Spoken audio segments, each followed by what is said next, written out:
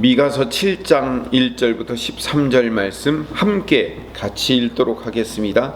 재앙이로다 나여 나는 여름 과일을 딴 후와 포도를 거둔 후 같아서 먹을 포도송이가 없으며 내 마음에 사모하는 처음 익은 무화과가 없도다. 경건한 자가 세상에서 끊어졌고 정직한 자가 사람들 가운데 없도다. 무리가 다 피를 흘리려고 매복하여 각기 그물로 형제를 잡으려 하고 두 손으로 악을 부지런히 행하는도다. 그 지도자와 재판관은 뇌물을 구하며 권세자는 자기 마음의 욕심을 말하며 그들이 서로 결합하니 그들의 가장 선한 자라도 가시 같고 가장 정직한 자라도 찔레 울타리보다 더하도다. 그들의 파수꾼들의 날 곧 그들의 가운데에서 형벌의 날이 임하였으니 이제는 그들이 요란하리로다. 너희는 이웃을 믿지 말며 친구를 의지하지 말며 내 품에 누운 여인에게라도 내 입의 문을 지킬지어다. 아들이야 딸이 며느리가 시어머니를 대적하리니 사람의 원수가 곧 자기의 집안 사람이로다. 오직 나는 여호와를 우러러보며 나를 구원하시는 하나님을 바라보나니 나의 하나님이 나에게 귀를 기울이시로다. 나의 대적이여 나로 말미암아 기뻐하지 말지어다. 나는 엎드러질지라도 일어날 것이요 어두운 데에 앉을지라도 여호와께서 나의 빛이 되실 것이미로다. 내가 여호와께 범죄하였으니 그의 진노를 당하려니와 마침내 주께서 나를 위하여 논쟁하시고 심판하시며 주께서 나를 인도하사 광명에 이르게 하시리니 내가 그의 공의를 보리로다. 나의 대적이 이것을 보고 부끄러워하리니 그는 전에 내게 말하기를 내 하나님 여호와가 어디 있느냐 하던 자라. 그가 거리에 진흙같이 밟히리니 그것을 내가 보리로다. 내 성벽을 건축하는 날 곧 그날에는 지경이 넓어질 것이라. 그날에는 아수르에서 성읍 애굽에서 강까지 이 바다에서 저 바다까지 이 산에서 저 산까지의 사람들이 내게로 돌아올 것이나 그 땅은 그 주민의 행위의 열매로 말미암아 황폐하리로다. 아멘. 오늘 본문은 미가서의 전형적인 특징을 가장 잘 나타내는 본문입니다. 왜냐하면 하나님의 심판과 회복, 심판과 회복, 심판과 회복이 계속 3번 반복된다고 그랬죠. 오늘 본문 안에서도 심판과 회복이 반복되어 나타나고 있습니다. 1절부터 6절까지는 하나님의 심판, 징계가 나타나고 7절부터 13절까지는 회복의 이야기가 설명되어 있습니다. 먼저 1절부터 6절까지 미가 선지자가 남유다에 임할 심판과 징계에 대해서 탄식하는 내용이 1절부터 6절까지의 내용입니다. 그래서 1절에 재앙이로다 라고 시작합니다. 어떤 재앙이 일어나느냐? 여름 과일을 딴 후나 포도를 다 딴 후에, 그럼 과일을 다 따고 나면 어떻게 돼요? 나무에 아무것도 남지 않죠. 그래서 먹을 것이 그렇게 아무것도 남지 않은 것처럼 먹을 것이 없을 것이고 건기가 그럴 것이다 라고 얘기하는 거예요. 건기 지나고 난 다음에 처음 열리는 과일이 첫 무화과예요. 예수님께서도 그 첫 무화과를 찾으신 거예요. 무화과 나무에 열매가 없다는 얘기가 뭐냐면 그 첫 무화과를 찾으셨는데 그 처음 익은 무화과 나무가 없다. 재앙이라는 얘기죠. 첫 무화과가 없으면 나머지 뒤 무화과도 없을 거잖아요. 열심히 해도 열매가 없는 재앙이 일어날 것이다 라는 그런 의미가 되는 거죠. 2절에 경건한 자와 정직한 자가 세상에 보이질 않는다는 거예요. 백성들이 모두 다 다른 사람에게 강도질하려고 매복해서 각기 그물로 형제를 잡아가지고 노예로 팔아먹으려는 그런 일만 하고 있는 거예요. 그러니까 형제 등쳐먹을 일만 지금 구상하고 궁리하고 있더라는 거죠. 이 남유다 백성들이. 3절에 보면 두 손으로 악만 부지런히 행하는 거예요. 그 지도자와 재판관이 뇌물만 찾고 권세자들은 욕심만 부리고 있는데 이 지도자와 재판관 권세자들이 서로 결합해가지고 짝짝꿍이 돼서 백성들 뜯어먹을 일만 하고 있더라는 거죠. 4절에 보니까 그들 중에서 가장 선한 자라고 여기고 부르는 사람들조차도 가시 같고 가장 정직한 사람이라고 부르는 사람조차도 찔레 울타리보다 더하게 백성들을 찌르고 괴롭히는 존재들이라는 거예요.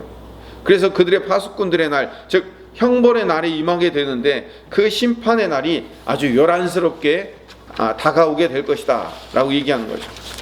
지도자들의 그 공의롭지 못한 삶으로 말미암아 백성들이 괴롭힘을 당하는데 결국 그 일로 말미암아 어떤 심판의 결과를 맞이하죠? 바벨론 포로로 끌려가잖아요. 미리 이제 그 바벨론 포로로 끌려갈 것을 암시하고 있는 내용인 거죠. 5절 6절은 그 심판의 날이 오면 아무도 의지할 사람이 없는데 이웃도 못 믿고 친구도 못 믿고 아내도 못 믿고 아들이 아버지를 멸시하고 딸이 어머니를 대적하고 며느리가 시어머니를 대적해서 원수가 자기 집안 식구가 될 정도로 무서운 심판이 임할 것이다. 이 예고를 하고 있는 거예요. 여러분 이 5절 6절은요 신약에서 예수님이 인용하셔요. 기억하실 거예요. 마태복음 10장 34절에서 36절 말씀에 보면 제가 읽어보겠습니다. 내가 세상에 화평을 주러 온 줄로 생각하지 말라. 화평이 아니요 검을 주러 왔노라. 내가 온 것은 사람이 그 아버지와 딸이 어머니와 며느리가 시어머니와 불화하게 하려 함이니 사람의 원수가 자기 집안 식구리라. 예수님이 이 미가서 7장 5절 6절 말씀을 그대로 인용해서 내가 온 것은 예수님이 오셨다는 것은 제가 요한계시록 할 때 늘 말씀드렸죠. 종말의 시작이라고요. 예수님 오신 것 자체가 종말의 시작이에요. 그렇기 때문에 내가 온 것은 화평을 주러 온 것이 아니다라는 얘기가 예수님이 화평을 안 주려고 온 게 아니라 예수님이 오심으로 말미암아 종말이 시작되었기 때문에 그 종말은 뭐예요? 예수님이 시작부터 예수님 재림 때까지 그 전체가 종말이에요. 우리가 지금 그 종말을 살고 있는 자들이거든요. 그래서 그 종말 안에 들어가 있는 자들에게는 어떤 일이 일어나는 거예요? 화평이 있지 않고 검이 있고 서로가 서로를 대적하는 일이 일어난다는 것을 예수님이 이런 식으로 표현을 하신 거예요. 그런데 7절부터 13절 말씀은 회복을 알리고 있어요. 미가는 이 1절부터 6절까지의 이 심판과 징계의 상황 속에서도 나는 하나님만 바라보며 나는 하나님만 의지한다 라고 7절에 고백을 해요. 7절 봅시다. 오직 나는 여호와를 우러러보며 나는 나를 구원하시는 하나님을 바라보나니 나의 하나님이 나에게 귀를 기울이시로다. 마치 다윗이 시편에서 오직 하나님만 나는 구합니다 라고 고백하는 거랑 비슷하죠. 그런 것처럼 나는 하나님만 의지합니다 라고 고백을 해요. 8절에도 나는 엎드러질지라도 결국 일어날 것이고 어두운 데 있을지라도 하나님께서 결국 빛이 될 것이다 라는 것을 믿음으로 고백하는 거예요. 7, 8절에 이제 점점 회복이 시작됩니다. 9절에 백성들의 죄를 미가가 자기의 죄로 끌어안아요. 이게 지도자의 원리예요. 느헤미야도 어떻게 해요? 자기 백성들의 죄를 자기의 죄, 자기 조상들의 죄를 나의 죄처럼 여기고 내가 하나님 앞에 이 죄를 끌어안고 회개합니다 라고 고백하잖아요. 이게 중보기도자의 자세거든요. 9절에 내가 여호와께 범죄하였으니 자기 자신의 죄로 여기는 거예요. 그래서 내가 범죄하여 진노와 징계를 당하고 있지만 마침내 주님께서 나를 위하여 변호해 주시며 정의롭게 심판해 주시고 주님께서 나를 인도하여 광명한 곳에 이름으로 말미암아 하나님의 공의를 보게 될 것이다 라는 믿음을 지금 고백하고 있는 거예요. 7절, 8절, 9절에 계속 10절에 결국 회복돼요. 그래서 그 회복의 결과로 나를 대적한 자들이 부끄러워하게 될 거라는 거죠. 그 대적들은 누구냐면 전에 야 너 하나님 어디 있냐? 하나님이 있다면 너 이렇게 고난 당하냐? 라고 나를 비웃고 대적했던 그 사람들, 그 비꼬던 자들, 그들이 심판받을 거라는 거죠. 그 대적들은 거리에 진흙같이 밟히게 죄송합니다. 밟히게 될 것이다 라고 말하면서 그 우리를 괴롭혔던 대적들이 패배하게 될 것을 예언합니다. 11절에 내 성벽을 건축하는 날 곧 그날에는 지경이 넓어질 것이다 라고 얘기해서 내 성벽을 건축하는 날, 이게 뭐냐면 바벨론 포로로 돌아와서 느헤미야가 예루살렘 성벽을 건축하잖아요.